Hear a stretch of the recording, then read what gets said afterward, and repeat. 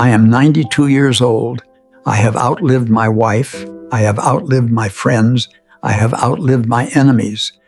And I've outlived the version of myself that used to give a damn about what people thought of me. I am standing at the very edge of the cliff. I can see the bottom. And before I go over, I need to turn around and tell you, the people still back there at the party, what I see. Because you are living a lie. You are walking around with this arrogant, comfortable delusion that you have time. You treat your days like they are cheap, like you have an infinite supply of them in the bank. So I'm here to tell you that you are broke. We are all going to die. You know this intellectually, but you don't know it. You don't feel the cold steel of it against your neck. If you did, you wouldn't be living the way you are. So let me tell you about a man named Jack. It was 1968. Jack was my best friend. He was smarter than me, better looking than me, and richer than me. He was a shark. We were having a drink one night, celebrating a massive deal he just closed. He was smoking a Cuban cigar, leaning back in his leather chair, and he looked at me and said, "Frank, 5 more years. That's the strategy. I grind for 5 more years. I hit the number. Then I'm done. Then I take Mary to Italy. Then I learn to paint. Then I start living." Jack had a plan. He had a roadmap. 3 days later, Jack walked out of his office building, grabbed his chest, and hit the sidewalk before he even realized he was falling. Massive heart attack. He was 42 years old. He never went to Italy. He never painted a damn thing. I stood over his casket. And the tragedy wasn't that Jack died. We all die. The tragedy was that Jack spent his entire existence waiting to live. He treated his life like a waiting room for a better future that never arrived. And the cruelest part, I went to his office a week later to clear out his desk. His calendar was booked for the next 6 months. His inbox was full of urgent messages. The world didn't stop because Jack died. His company replaced him in 2 weeks. His clients forgot his name in a year. And right now, looking at you, I see Jack. You are telling yourself the same lie. I'll be happy when I get the promotion. I'll take the trip when the kids are older. I'll forgive my brother when he apologizes. Let me give you a hard fact from a 92-year-old man. There is no later. There is only now.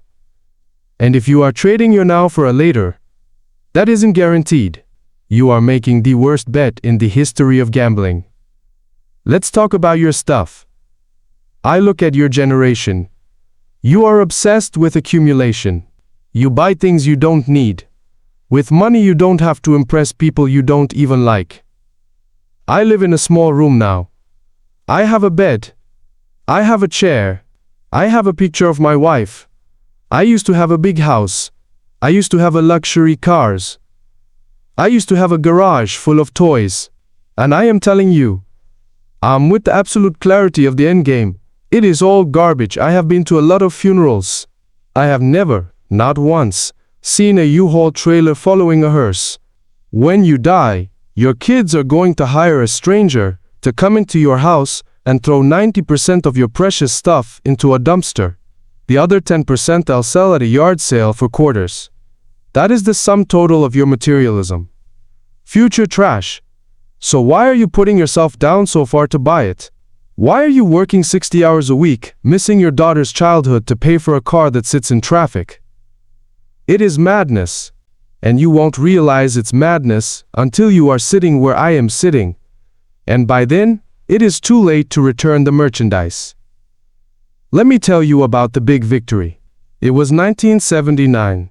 I won the Businessman of the Year award in my city. Big banquet, black tie. I walked up to the podium. People applauded.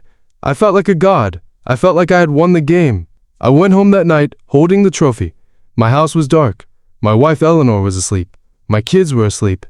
I sat at my kitchen table alone, drinking a scotch, staring at this piece of glass. And I realized the applause had stopped. The people at that dinner didn't care about me. They cared about what I could do for them. And the people upstairs, the people who actually loved me, I had neglected them for months to win that piece of glass. I missed my son's varsity games to stay late at the office. I missed my anniversary dinner to close a merger. And for what? That trophy is currently in a box in a basement somewhere. I don't even know where it is. But the memory of my wife's sad eyes, when I told her I couldn't make it to dinner, that is right here. That stays. You think your career is your legacy. It's not. It's a transaction. You are selling the hours of your life. Hours you will never ever get back to build someone else's castle. If you drop dead today, your job would be posted online before your obituary. Do not worship at the altar of your career. It will not love you back. It will not hold your hand when the lights go out. So what matters? If the money is fake and the career is a trap and the stuff is garbage, what is left? I'll tell you. The only things you get to keep are the things you gave away, the love you gave, the time you gave, the connection. Greater than I sit here in this chair and I don't replay my business deals. I replay the Sunday mornings with Eleanor. I replay the sound of my daughter laughing when she was 3. I replay the time I helped a stranger push his car out of a snowbank.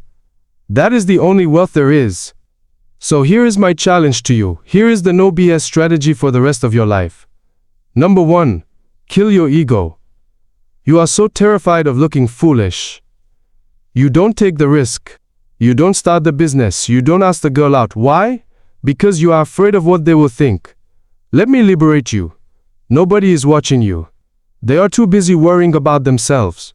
You are the main character only in your own head. To everyone else, you are background noise. Stop letting your fear of other people's judgment paralyze you. Their judgment will rot in the ground right next to them. Number 2. Practice the last time. This is a stoic technique, and it will change your life. Every time you do something, anything, remind yourself that one day you will do it for the last time. One day you will pick up your child for the last time. One day you will kiss your spouse for the last time. One day you will drink a cup of coffee for the last time. You don't know when that day is. It could be 10 years from now, it could be today. If you live with that knowledge, you will never take a moment for granted again. You will taste the coffee. You will hold the hug a little longer. Number 3. Wake up. I'm 92. My back hurts, my eyes are dim. But you have the golden ticket. You have your health. You have your youth. And you are spending it scrolling through a phone. You are numbing yourself. Stop it. Go outside. Feel the wind. Look at the sky. Call your mother. Forgive your enemy, not for them, but because you don't have time to carry the luggage of hate anymore. We are all gonna die. It is the only guarantee we have.